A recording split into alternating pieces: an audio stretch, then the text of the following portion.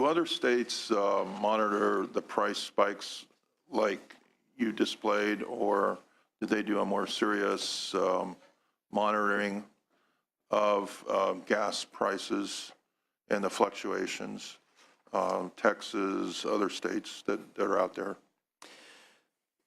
The other energy departments in most states are severely short-staffed. There could be one individual, and so no, we don't see this kind of monitoring, nor analytics, nor data available on their websites.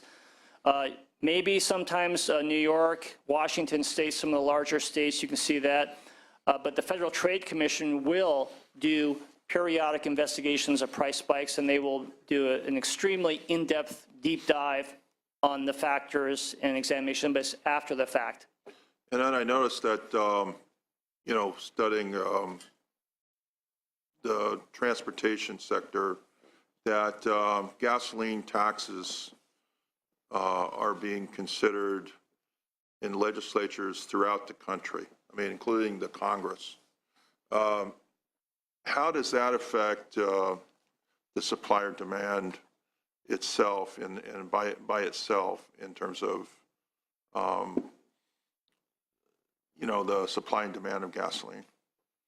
Does the tax increases have any effect on it? And if so, how? I think we've all seen that, certainly with these gasoline price spikes, they are very significant. There can be some reduction, temporary reduction in demand, but most people need to get to work. And so with a much higher price of gasoline, the consequence is they still have to get to work, and they end up not spending money on something else. Yeah. So certainly the price spikes are much more significant than some modest couple of pennies a gallon tax increase that might take place. And in fact, speaking of taxes, the Board of Equalization adjusts the amount of taxes on gasoline and diesel each year. And so taxes, because prices fell so much last year, will actually decline 6 cents a gallon this coming July 1st. So we have an opportunity to see, but usually those changes are so small, there doesn't seem to be an appreciable impact on demand. California has a goal of 50% reduction in energy use in the transportation sector. We're looking at that 50% reduction. In other words, we are reducing our demand as part of the global warming. It seems logical to the average person that if we reduce demand, that we would have a larger number of days of reserve in gasoline, which would help save the taxpayer money in terms of gas price. It seems very logical. Like if you're putting a lot of effort into fuel efficiency, vehicles, other kinds of aspects that we're trying to do with global warming and other, just the nature of California, the people in California are doing a lot of work to save energy. So does that by itself have an impact in a positive or negative way on the price of gasoline? I think what we've seen in the United States, West Coast, and in California, refineries have been producing more gasoline, diesel, and jet fuel than they need locally. It's being exported. 2013, the U.S. refineries exported a record quantity of refined products to foreign countries, mainly Central, South America, and Europe. In 2014, they exported even more. Okay. So what that means is if there is a refinery problem and you've been exporting 15–20% of your diesel production, that's an opportunity to do what? Not export some additional cargoes. To your point, yes, being a bit more of a net exporter in the United States has allowed refiners to weather some more minor hiccups without much of a price impact. But when you lose 17.5% of your refining capacity, that won't prevent a significant price impact over a short period of time. Yeah, but over a long period of time, how does that impact price? It depends. Like you look at it from a strategic standpoint, like what are we doing so strategically to keep the price what can we do in terms of demand, controlling demand by reducing demand through our private efforts on the 38 million people in California. We're doing our best to reduce demand, in my opinion. I mean, that shows by the amount of gallons that are purchased. I mean, we see that.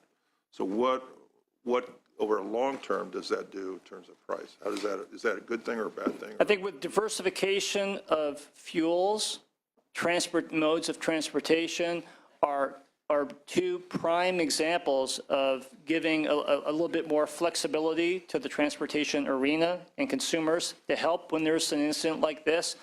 But we have to look at it as demand is being projected in the United States and in California for gasoline to plateau and decline, primarily because of continued improvement in corporate average fuel economy standards, but also low carbon fuel standard, displacement of petroleum. So the question is, do the refineries stay, keep producing and export even more, which would be good when we do have a refinery problem, that they can tap into those exports and not do them. But if there's some refinery consolidation, then we could be still in the same position moving forward 10, 15 years from now, where there's only a small amount of spare capacity, so to speak, because there's been some refinery consolidation. So we don't know yet what will happen. Okay, thank you. Any other questions? Senator LeVay, anybody else? Good afternoon. Thank you very much for your very thorough report. I had a question about the strike. What were the workers striking over? Wages, health benefits, safety at refineries. This is a national strike. The contract had expired and was being negotiated by Shell on behalf of all of the other refining companies nationwide. So that's what it was for. Okay, and I was just curious, you weren't at the table, so you probably don't know the exact answer, but sometimes I think, you know, the consumer probably paid the price for these higher oil prices if maybe it could have been settled at the bargaining table and the workers hadn't been forced out onto strike. So just an observation.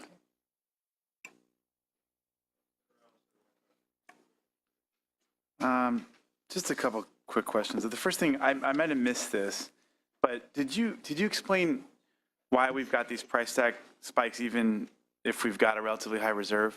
I think inventory levels themselves do not cause price spikes, but lower than normal inventory levels can exacerbate conditions for a price spike. So I think it's the unplanned refinery outages. That's the biggest factor we've seen over the years that can cause a very significant rapid price increase. But surely if we've got a decent reserve, that can help to cushion the market and make it so that you don't, you know, have a need for or can't justify price spikes, no? Well, I think what happens is when a refinery loses the ability to produce, say, 100,000 barrels a day of gasoline, and then they go to others to buy a significant quantity of gasoline, the price goes up very rapidly. We've seen refinery wholesale prices increase 30, 40 cents in a day. And that is several transactions with several different parties who are willing to part with some of their scarce inventory, but at a very much higher price. So what happens is, yes, there are inventory levels there, but they seem to be inadequate to meet the demand for the person who had the problem, because the outage has been so significant. Even though there may be 13 days of supply there, the sale price goes up rapidly to part with those stocks. Okay. Well, so I guess that's sort of, you know, I look at slide 14 and I look at the fact that, you know, the taxes have remained almost exactly the same. This is similar to the chart that we have on page 4 of our backgrounder. You know, taxes actually have gone down from March of 2014 to March 2015. Crude prices have dropped by more than half. It's the refiners' kind of portion of the piece of the pie that's increased tremendously. On this chart, it's from 26 cents to $1.32. On yours, it goes from 32 cents up to $1.20 and then 89 cents. how free is this market? How pure, how free market is this story here? I mean, how is it that, you know, you see that kind of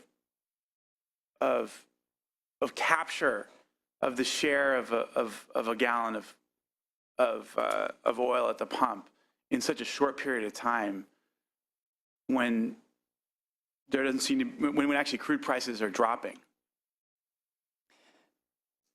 I mean, every other free market principle would suggest that, you know, with that sort of drop in crude prices, there should be a concomitant drop in prices at the pump. And I think you're absolutely right, Senator Allen. We did see with a 50 to 60% drop in crude oil prices from June of 2014 through near the end of 2014, retail prices dropped just about that much. So crude drove prices down for everybody, gasoline, diesel, jet fuel. And in fact, refineries were operating so well in California in all of December that their wholesale prices were actually negative to that of the futures market, meaning that their gasoline was discounted to the futures contract, the day-ahead market. Normally, refinery wholesale prices are 3 to 4 to 5 to 8 cents above that, not negative. So that just tells us as analysts that the market was very long in gasoline, and prices were even lower than they should have been because, relative to the decline in crude oil. So the market was awash. But then just a month and a half later, we have these refinery problems, and then we see a very significant and rapid price increase that left those market conditions long behind. I guess, you know, how would you explain, if you're at a cocktail, if you're at a dinner table or something, and you want to explain to someone who doesn't know very much about this, you know, how this market is different from any other consumer product market that we may be used to? What makes this so much different? What kind of leads to these sorts of fluctuations that don't necessarily go in line with the global prices of oil? How would you explain to the layperson? I think one of the differences, certainly gasoline is something we need almost every day. It's ubiquitous in our lives. We are a mobile society. So we're always purchasing it. Gasoline stations receive a delivery of gasoline every day to day and a half in California. So the system is always in motion and is always very rapidly reflecting prices and reflecting cost and passing them through at retail rapidly because it's used so often, so frequently. Unlike other markets, shoes, dinnerware, furniture, a new TV, those are not daily acquisitions, those are periodic. And what a consumer can do is make a judgment call, say, not now, too expensive, I'll wait. I'll save some more for that. So there's lots of opportunity for consumers in almost all consumer products to delay their purchase, to look elsewhere, look for a deal at that moment in time, and then purchase it. Gasoline can't really do that. You can't just put off your gasoline purchase because you don't like it. You still have to get to work. You still have to go to class. And so that is why I think the market is quite different. This market for price spikes is not unusual in the United States. The upper Midwest is in a similar situation, and Detroit a couple of years ago had a gasoline price spike higher than what is on this list because of some significant refinery problems. So I think the problem is it's where the refinery problems occur and what is the nature of that market. As I mentioned earlier, the U.S. Gulf Coast can lose a very large refinery to an outage, an unplanned outage, larger than the largest refinery in California. And what happens to the gasoline market there? Nothing. Why? Relative to all of the other refining capacity, very small. East Coast, one of the few refineries in operation goes down, a little bit of a problem. More imports come in, not much of a price reaction there. So our market, because it's in balance like it is, we don't really need imports. When we have a significant problem, because our refineries now, 11 of them that produce gasoline, you lose about 10% of your supply, just like that. And you can't quickly bring in supply. So our isolated market in conjunction with significant unplanned outages, why we have price spikes, whether or not we have reformulated gasoline standards or conventional gasoline standards. It wouldn't matter.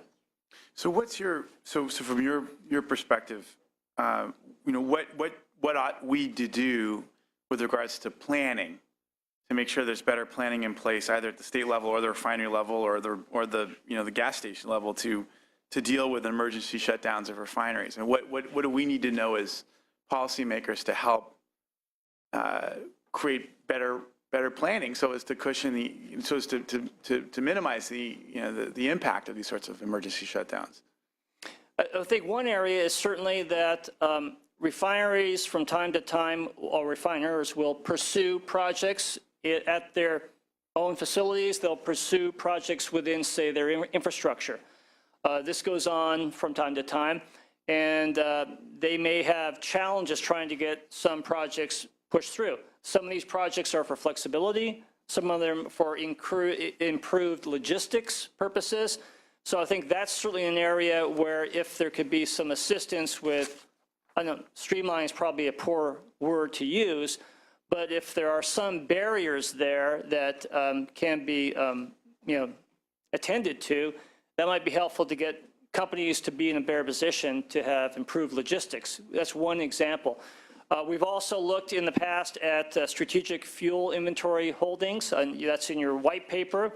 But there may be other types of reserves to examine that are different from that original concept. If you think of what happened after Superstorm Sandy, there was some gasoline reserves put in place in New York and New Jersey. Why? They're at the end of the pipeline. And so maybe that has some merit to re-examine in California and say, should there be some additional reserves, say, at the end of the pipeline in San Diego or some of the other ends of the pipeline, and that could be for contingency planning purposes in the aftermath of a catastrophic earthquake. So there can maybe be some issues to examine here that could help with fuel price spikes. One other thing I would add to that is, and it's not a specific example of how to address the isolated nature of California's gasoline market, but is just to continue for us to stay the course on the alternative and renewable fuels and vehicles that will lead us away from some of the volatility that we see within the petroleum market. The other reason, as you all know, and you mentioned in both of your opening remarks, is the clean air challenges that California is facing. Making the transition to those alternative and renewable fuels and vehicles will help with that. The climate challenges that California is facing. So there's other reasons to continue to stay the course on making that transition to the cleaner fuels and vehicles. I guess I want to follow up on how the Energy Commission can help us out, or at least help out consumers. One, I'd like to follow up on the point the gentlewoman from the Inland Empire made on the strike. I mean, a casual reading of the newspapers will tell you that many strikes, the workers go back and they start working. Somehow, in this incident, we're waiting 4 weeks before we start the refineries. And it's just, if it's so important to the California market, because we're on that tight margin, that it might be a good idea for the Energy Commissioner to be active in those, because we rely on it so much as far as our energy policy, that because it's not an unusual request. It's just say, okay, wait till the ratification, but that's, I look at that big red chunk on that graph up there, and it seems like we're particularly volatile. The second question, I guess, as I have, is that when we do have these shutdowns, I'm going to ask the producers to find out, but how is the Energy Commission working to make sure that the time that they're down is as short as it can be? Even if it's an unscheduled shutdown, how do we get the refiners back to capacity so that we're not stuck with that, at least currently, that 17.6 drop in production? Because that seems to be, when you're talking about these market forces, the big indicator why our prices are $1 more than everybody else in the United States. First point, Senator, on the returning strikers, not quite yet. There was a national agreement reached, a consensus on the points by both parties. Then what happens is the local unions, and this is all throughout the United States, they must ratify their local contract with said new conditions and some tweaks. That has not yet happened for the local union for the Golden Eagle Refinery. And so that is what we're hoping will happen later this week or at the latest, earliest next week.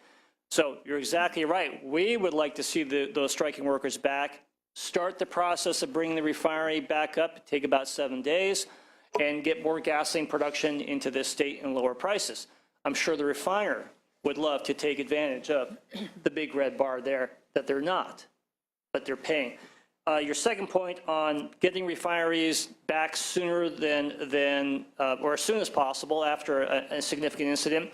There are other entities that are involved, such as safety-related, Cal OSHA, Division of Industry. So some of these entities will have certainly jurisdiction over when restart can occur.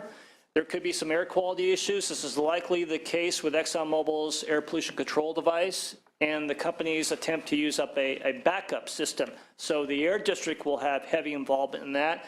And I think our role has come up from time to time where there's difficulty moving forward with getting some resolution to bring a refinery back online.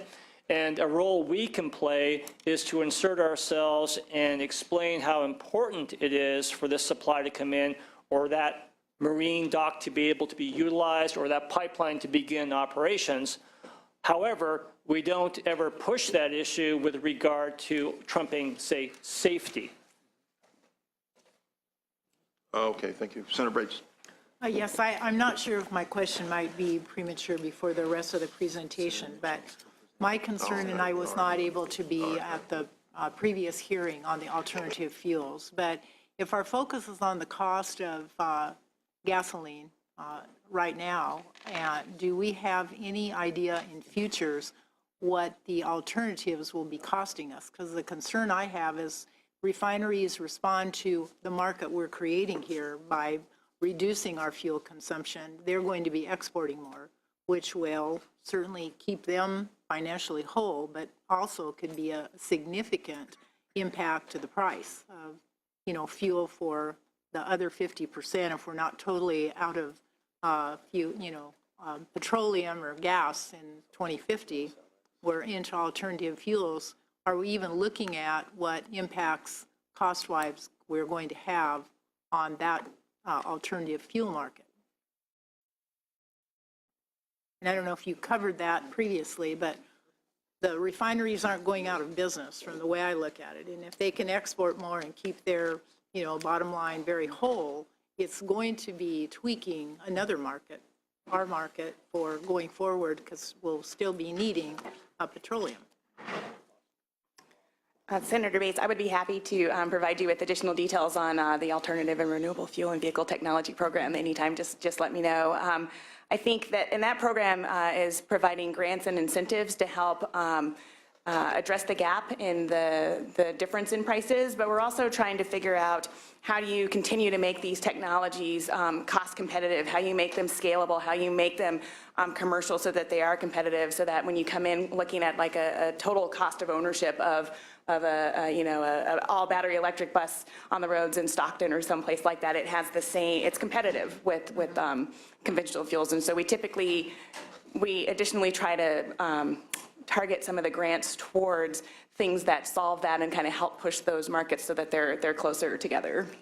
I just see them as inextricably linked, and hope that we are on parallel courses, because many hearings we can hear much information that we get here isn't solving the problem of the cost to the consumer, whether we're using alternative or we're using, gas. And we focus a lot on the price of gas, but as policymakers, we're not getting a lot of information on what the alternatives are going to be. Are they available? Are they affordable? And are they in enough supply to meet the demand that will be there as we reduce petroleum by 50%? So I'm just saying we need that. Certainly with stakeholders, we need that in the discussion. Absolutely. The Energy Commission also focused its Integrated Energy Policy Report update in 2014 on transportation, and we looked at many of these issues. And so that's something else that I would be happy to come in and talk with you in a little bit more detail about. A lot of the technologies, the costs are, they start high, but they're coming down, and that's something that we're trying to help push and accelerate. And, in terms of the biofuels, I mentioned that we've got about 145 million gallons, which, given that California uses about 14 billion gallons, it's not that much, but you have to start somewhere and then keep going. And that's what we're trying to do. We're trying to demonstrate that these are technologies and fuels are doable, that they're there, that you can use them, and then think about what are some of the barriers or challenges towards getting them scaled up, getting them into the commercial space. I'd appreciate that follow-up. That would be great. Okay, great. I'd be happy to do that. Thank you very much, Mr. Chair. You mentioned earlier about volatile, the alternative fuels, and the question is, would that, if you were to use more alternative fuels, would that affect volatility in some way? Would it decrease volatility, or would the supply adjust, and then we'd have a reduced supply at the end of the day because of that? And would it actually increase at in the end of the? What I'm trying to explain is that the volatility, would that increase if we use more alternative fuels, and would we just see a reduction in supply because of that, of the crude and the oil, and how would that affect the market? And is that a possibility? So that's a really good question. I didn't mean that I was thinking of the alternative fuels as an alternative to using fuels that have the volatile prices. So, for example, if you have a plug-in electric vehicle, you know how much your electricity is going to cost for the car, and so now you have a price that's fixed is too strong, but you basically know how much it's going to cost. As Gordon mentioned, the prices of oil can change quite a bit, and so you don't always know how much your fuel is going to cost. And so that's what I meant when I said that. But let me turn to Even if you use the grain or the other alternative fuels when we had the shortages that you were mentioning earlier, would that have an effect if we use greater amounts of that? And at the end of the day, would we just have a reduction of supply and be in the same problem? Well, I think, Senator Hill, if we look at the alternative fuels that are being used today, they're a smaller component right now of our fuel mix. Ethanol, 10% of the gasoline supply, so ethanol prices do fluctuate up and down, but they don't drive that price of gasoline. If you increase the price of ethanol by $1 more than gasoline, which would be a very significant ethanol price increase, that would increase the price of gasoline by 10 cents a gallon. Still significant, but not large. Renewable diesel, biodiesel are a smaller component, less than 5% in diesel fuel at this point. And so those commodities or new alternative fuels are coming into the mix. More is occurring, more renewable diesel is being attracted to California. Why? Because you have a low carbon fuel standard. It's paying a premium. But because it's a smaller component, it could be a little bit more expensive, but it's not going to drive the overall price of diesel fuel. But to your point, moving forward, greater displacement, other fuels that aren't in large supply now, that is the very important question. How much will they cost? Can they be brought to market on scale and at parity prices or somewhat similar? We will certainly see what happens. I know companies have been involved in this. Senator Bates' question about refineries and what's going to happen is there's less petroleum. Well, the refineries, some of them are involved looking at alternative fuels. So Valero, largest owner of ethanol facilities in the United States, by the way, part owner of the largest renewable fuel production facility, renewable diesel facility in the United States. So some of the companies do look further afield and say, greater mix, let's get involved with that. Let's understand the engineering, the economics, and the production costs. But to Commissioner Scott's point, smaller portion now, expected to be bigger later. What will that cost be to bring into the market? So I think as more and more fuel producers spring up in California, more are importing into California, you are diversifying those sources of supply, so that will be helpful to possibly prevent some volatility or spiking in those alternative fuel markets. You wouldn't see the issue of the greater alternative fuel usage that would reduce the refineries would reduce production, and then the supply would reduce, but yet with our isolated area, we would still see, the market would meet that and the prices would stay at the same level they are today because we have less supply coming into the market. So, I mean, that could also play out, I would think, for gasoline-fueled vehicles. Yeah, the biggest is going to be over the next 5 to 10 years, what happens with refining capacity in California.